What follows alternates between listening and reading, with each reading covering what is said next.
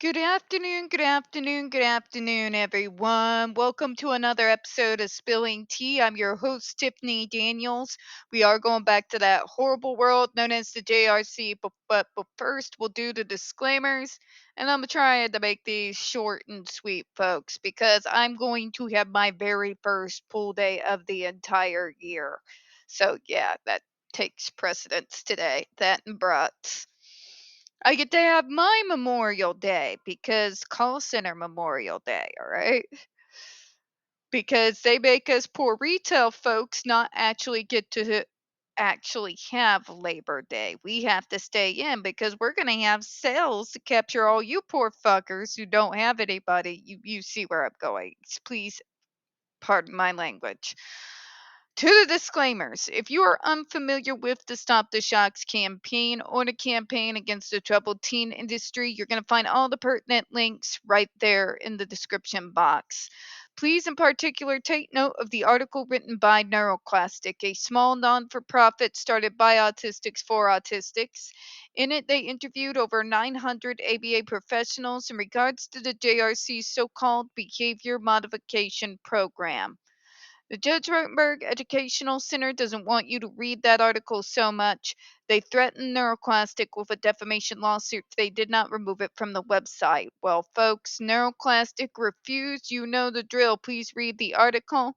Share it on all your social media. Also included is NeuroClastic's public statement in regards to the defamation lawsuit threat, as well as a link to their GoFundMe. We are crowdfunding just in case the JRC ever does actually see through with their threat. All right, folks, trigger warning one. When we discuss places like the Judge Rotenberg Educational Center and Agape Boarding School for Boys, you're going to hear vivid descriptions of and catch clips of surveillance footage of people with mental health issues and disabled people being tortured and abused. If you got young children present, please use your headphones, all right? Trigger warning 2, this channel is marked not for kids for a reason. We do use profanity on occasion and we speak on dark subjects. If your child is 16 and younger and watching this, very obviously parental supervision is very much advised, alright? Now back to our amateur hour. Alright. Interventions that include contingent shock from ESDs were used for each subject prior to the positive interventions studied by the authors. In other words, we use the violent techniques first and then we use the positive.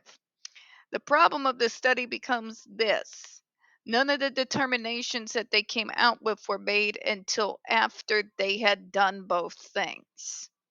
See, if you wanted that experiment to have any true meaning in regards to risks and so called longevity in regards to the benefits of using this device, you can't use a study that does both things because you don't know whether it was the shock device or the positive interventions that created that result.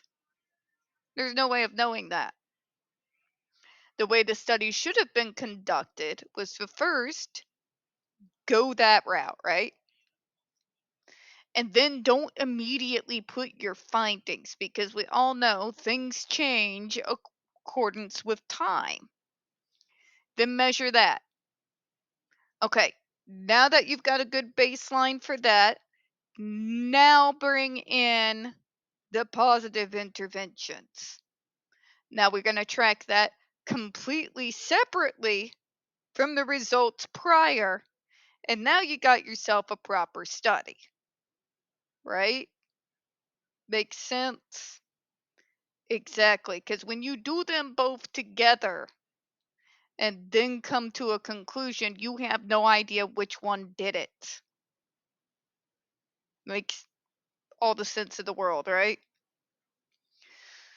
The article acknowledges it is possible, of course, that the prior evasive restrictive treatment contributed to the long term outcomes presented in this report.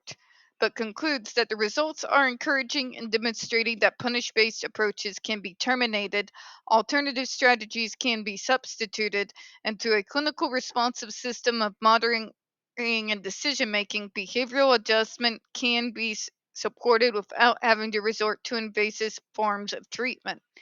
In other words, A, they consider what the GED is as invasive treatment, and they would be right, in spite of what the JRC says. But it's less invasive than pitching and spanking people and making them sort ammonia pellets and waterboarding them. If that is your bar is literally in the basement of hell. Just saying is all. Because of the way the study is conducted, there's no way to tell. What the people who wrote the study took from it is the fact that they could get the same and even better results with less invasive forms of treatment than with the more invasive forms of treatment. Ergo, we need to explore this non invasive, non violent form of treatment before we go to the torture device. Makes sense, right?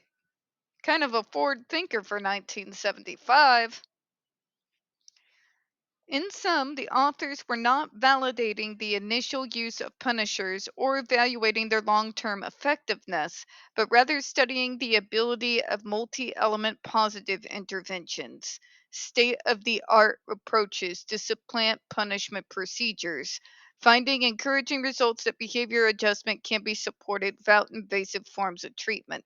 So these are the very beginnings, folks, of the current modern movement within medical circles in regards to treatment for those of us with neurodevelopmental disorders, okay? This is the evolution coming out of the institutional age. We know back in the 70s is when we started shutting all those places down, right? What they're saying is, what we are finding is that these nonviolent means of treatment work just as well, in a majority of the case, better than using the punishment based model. And they found that to be encouraging because it is, and the numbers back them up. Maybe not in 75, but from all those decades that have passed between there to now, history, medical science research, and data bears them out on that finding. But the JRC doesn't want you to read that conclusion. Why aren't you reading in the paper what we're telling you to? Because that's selective cherry picking. It's the same shit evangelicals do. Read the parts of the Bible that makes people feel like they get to be holier than thou, without reading the parts that warn you against so-called being holier than thou. Right? Right?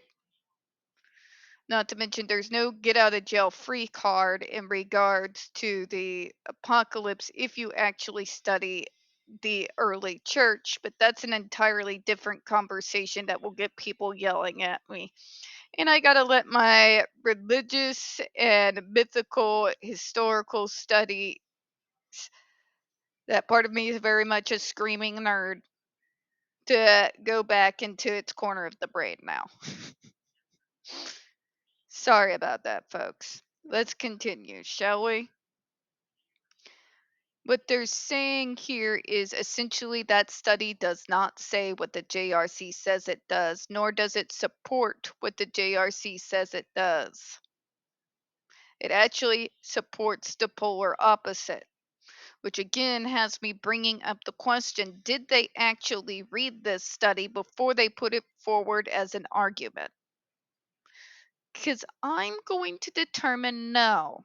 What they saw was that punishment based medicine works. So does a punch to the face. How many doctors are signing prescriptions for punches to the face? I don't know of any.